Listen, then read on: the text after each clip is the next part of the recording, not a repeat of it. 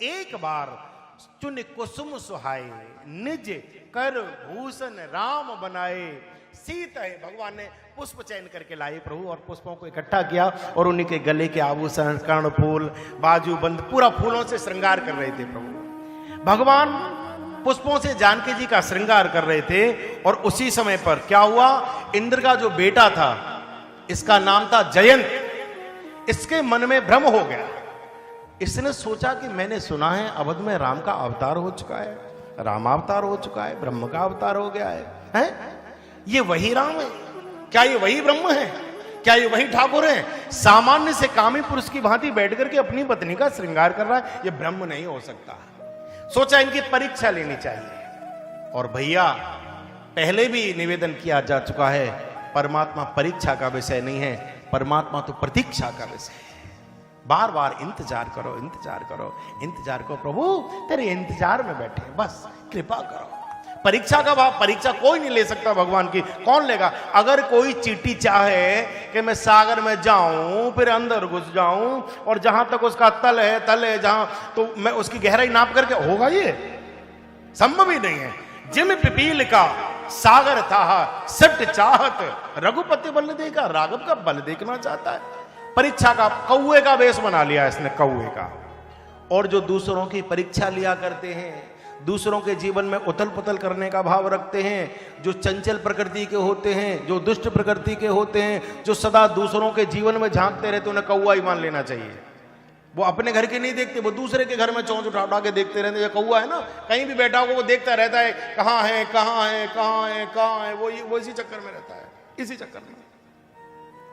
कौए से याद आया, एक बाबा सुना रहे थे, बोले एक बार हंसों से दोस्ती हो गई कौए की, हंसों से। तो जब हंस उड़ रहे थे तो श्वेत एकदम हंस, और ये तो अपने आप में अद्भुत थे। अच्छा, जब ये उड़ रहे थे तो हंस तो सामान्य गति से उड़ा करता है, और कौआ तो कौआ है, कभी यूं मटक, कभी यूं मटक, कभी ये छलांग, कभी वो छलांग, कलाबाजी दिखाता हुआ उड़ रहा था। तो हंसों ने कहा, साहब तुम्हारा जवाब नहीं, क्या बढ़िया कला दिखा रहे हो तुम एकदम। लेकिन कुछ ही दूर कला मुंडी खाई, कुछ ही देर गुलाटी मारी, और हंस तो सामान्य गति से हजारों किलोमीटर जाने वाले, वो तो उड़ रहे थे। कुछ ही देर में बिल्कुल फड़फड़ा फड़फड़ा के प्राण ही निकलने आया। तब एक हंस ने अपने पंखों में बैठाया, बोले आजा इधर, आजा, ज्यादा पंजा मन लड़ा, इधर आ, और बिठा लिया ऊपर, और पंखों के ऊपर बिठा करके लेके गए। सुंदर घर में आवाज दिया, ठिकाना दिया, शाम को टेबल लगी खाने की, बोले आओ साहब भोजन करो। कौआ से कहा, आओ मित्र तुम भी भोजन करो। मूड नहीं है, अरे कुछ तो कभी इच्छा ही नहीं।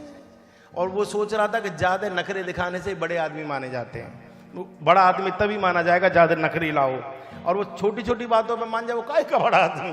तो कहा कि खाओ, बोले नहीं मूड नहीं है, खाओ। कोई नहीं, कुछ भी नहीं खाया। सब हंसों ने भोजन कर लिया, और जैसे ही पत्तल फेंकी गई एकदम उड़ के पहुंचे और वहीं जाकर के बैठ गए, और वहीं जाकर के ग्रहण। ये स्वभाव होता है।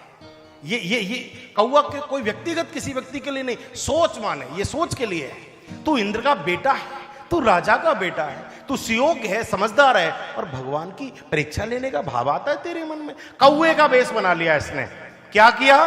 बोले सीता चरण चोंच हाथ भागा, मूढ़ मंद मति कारण कागा। ये मंद मति एकदम कौए का रूप बना करके आया, और जानकी जी के चरणों में चंचू प्रार किया और उड़ गया। भगवान श्रृंगार कर रहे थे, श्रृंगार करते करते जैसे राघव की दृष्टि जानकी जी के चरणों में, अरे जानकी ये रक्त कैसा? जानकी जी ने सारा कर दिया, प्रभु वो जो अभी अभी ये जो कौआ है। अच्छा, भगवान का तेरा इतना बड़ा दुस्साहस है? उसी समय भगवान ने एक पड़ा हुआ सीख थी, प्रेरित मंत्र ब्रह्म सरधावा, ओ हो चला भाज भायस भय पावा। भगवान ने क्या सीख धनुष सायक संधाना, सीख का धनुष बनाया, ऐसे ऐसे किया, छोड़ दिया। जैसे ही चलाया है प्रभु ने, ओ धरि निज रूप गयो पित पाऊ, अपने असली रूप में आ गया, कौआ छूट गया असली रूप में, एकदम इंद्र के द्वार पर, पिताश्री। और जैसे ही इंद्र को मालूम पड़ा कि राम जी से मुश्किल मोल लेकर के आया, उनका बाण इसके पीछे, इंद्र बोल पड़ा, अरे दरवाजा बंद करो, जल्दी दरवाजा बंद करो, मूर्ख कहीं का, अंदर नहीं आना चाहिए, बाहर। आप तो मेरे पापा हो, चल चल चल बाहर चल, अभी बाहर चल, बाद में बात करना। निकाल दिया। सोचा कहां जाऊं, शंकर जी के यहां भाग करके गया। एक ब्रह्म धाम शिवपुर सब लोका, ब्रह्मा जी के यहां गया, ब्रह्मा जी रख, बोले बाहर ही रे, तू तो जाएगा, यहां सब खा रहा है, बाहर करो उसको बाहर। शंकर जी के कैलाश की तरफ जैसे ही चला, शंकर जी को पहले से ही मालूम था भग रहा है। शंकर जी बोले गणों से, बोले वहीं के वहीं रोक देना, भीतर घुसना है, वहीं के वहीं भगाओ। सबने भगा दिया। काहू न बैठन कहा न ओही, और राख को सकहि राम कर द्रोही। जो राम से द्रोह रख ले उसे कौन शरण देगा, कौन आश्रय देगा, और जो आश्रय देगा वो भी मारा जाएगा। किसी ने नहीं रोका, ये भागता जा रहा था, और इधर भगवान का बाण अग्निबाण पीछे आ रहा था इसके, बुरे हाल इसके। लेकिन एक घटना घटित हो गई। जब ये भाग रहा था रास्ते में नारद जी मिल गए। नारद देखा बिकल जयंता, और लाग दया कोमल चित हिंता। जब कोई रक्षण नहीं करता, आहा, तो ऋषि रक्षण करता है, संत रक्षण किया करता है। भगवान रूठ जाए तो डरने की बात नहीं, गुरु की शरण में चले जाओ, कृपा हो जाएगी। मेट कठिन कोंक भाल के, ये गुरु की शक्ति हुआ करती है। परमात्मा भी रूठ जाए और गुरु हाथ रख दे सिर पर, प्रसन्न होकर के, पुत्र चिंता करने की जरूरत नहीं, तो समझ लेना कि बस फिर हो गया काम। गुरु मेहरबान तो चेला, हाँ एकदम। तो कहा कि कहां जा रहे हो? जैसे ही जयंत को देखा तो पसीना पसीना, बुरा हाल।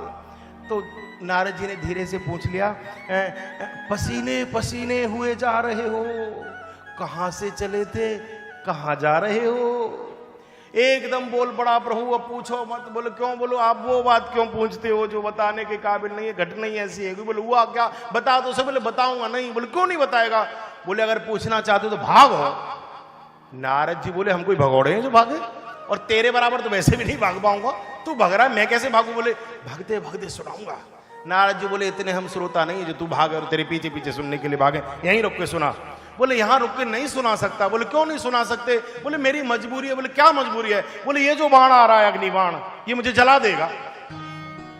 नारद जी बोले अच्छा अच्छा अच्छा, ये जो आ रहा है? बोले हाँ ये किसका बाण है? बोले राम का बाण है। नारद जी बोले अच्छा राम का बाण है ये, तुझे जला देगा? बोले हाँ। नारद जी पास आए, इसका मुंह पकड़ के ऐसे हिला के बोले मूर्ख, अगर इस बाण को जलाना ही होता तो ये इतनी दूर तुझे भागने देता? क्या तू राम के बाण से भी तेज भाग सकता है? क्या ये शिवलोक ब्रह्मलोक इंद्रलोक तुझे जाने देता? पल भर में तुझे मार देता। ये बोला बात तो सही कह रहे हो, ये पीछे पड़ा हुआ तो है लेकिन प्राण नहीं ले रहा। बोले फिर? बोले बस इतनी दूरी रहती है, इतनी डिस्टेंसिंग रहती है कि मुझे जलन महसूस होती है, बस पास नहीं आता। बोले यही तो ये बोला कि मतलब क्या है बाण का? नारद जी बोले ये बाण मारना नहीं चाह रहा। बोले फिर? बोले कुछ बताना चाहता है, कुछ एहसास दिलाना चाहता है, कुछ उपदेश करना चाहता है। तो इसने कहा क्या उपदेश करना चाहता है? बोले मूर्ख, अगर राम को मारना होता तो इतना भागने नहीं दिया होता। बताओ हुआ क्या? इसने पूरी घटना सुना दी। महाराज बहुत बड़ा पाप हो गया। बोले क्या हो गया? बोले भगवान राम पुष्पों से श्रृंगार कर रहे थे जानकी जी का, मेरे मन में मोह हो गया और मैंने वेश बदल कर जानकी जी के चरणों में चंचू प्रहार कर दिया। तो नारद जी ने कहा बच्चे तो गलती करते रहते, बच्चों से तो अपराध होता है, लेकिन भगवान कभी अपराध पर ध्यान नहीं देता। अगर गलती हो गई तो क्षमा मांग लो जाकर के। ये बोला मैंने बहुत क्षमा मांगी। क्षमा मांगी? किस किस से क्षमा मांग ली? बोले मैंने इंद्रलोक में क्षमा मांगी, ब्रह्मलोक में क्षमा मांगी, और शिवलोक में भी जाकर के मैंने क्षमा मांगी, और भर रास्ता क्षमा में ही मांगता आ रहा हूं जो मिल रहा है। तो नारद जी बोले अच्छा तो बड़ा समझदार हो गया। बोले और ऐसे थोड़ी ही है। तो नारद जी बोले पागल, दुनिया में क्षमा मांगता फिर रहा है, शंकर जी से, ब्रह्मा जी से, इंद्र से, सबसे मांग रहा है। अरे जिसका अपराध किया है क्षमा वहां जाके मांगनी चाहिए, क्षमा वहां जाके मांगे। अरे जिसकी गलती की है, जिससे अपराध हुआ है, क्षमा वहां मांगो, उसको जाकर के बोलो कि हमें माफ कर देना, हमसे गलती हुई है, तो क्षमा मिलेगी। यहां कैसे मिल जाएगी? क्या करूं? बोले जाओ और जाकर के प्रभु से क्षमा मांग लो। आहा, रहते न प्रभु चित चूक किए की, करत सुरत सतबार ही की। उनके जैसा स्वभाव अस स्वभाव कहू सुनहु न देखा। ऐसा करुणावान कौन हो सकता है? उनका तो नाम ही अकारण करुणा वरुणालय है, वो तुझे क्षमा कर देंगे, जा। तो ये बोला चला तो जाऊंगा। बोले फिर एक समस्या है। बोले क्या समस्या है? बोले अब अगर जाकर के क्षमा मांगता हूं तो भगवान मुझसे ये कहेंगे पहले क्यों नहीं आए, पहले क्यों नहीं आए? तो नारद जी बोले कि वो ये अगर पूछें कि क्षमा मांगने पहले क्यों नहीं आए, तो उनसे कह देना तुम्हारा प्रभाव देखने गए थे, तुम्हारा प्रभाव देखने गए थे, किस किस लोक में कहां कहां तक तुम्हारा प्रभाव है, आपका प्रभाव देखने गए थे। तो इसने कहा कि चलो कह देंगे, पहले इसलिए नहीं आए कि आपका प्रभाव देखने गए थे। लेकिन अगर उन्होंने ये पूछा कि अब क्यों आए हो, तो क्या कहेंगे? बोले कह देना पहले आपका प्रभाव देखने गए थे और बोले अब आपका स्वभाव देखने आए हैं कि आपका स्वभाव कैसा है। अस स्वभाव को कहूं सुनहु न देखा। मेरे राम जैसा स्वभाव किसी का हो सकता है? मेरे ठाकुर जैसा स्वभाव किसी का हो सकता है? उनके जैसा दयालु, उनके जैसा दीनबंधु कौन हो सकता है? जाकर के चरणों में प्रणाम करता है, एक नयन कर समदर्शी करके, और भगवान इसको छोड़ देते हैं।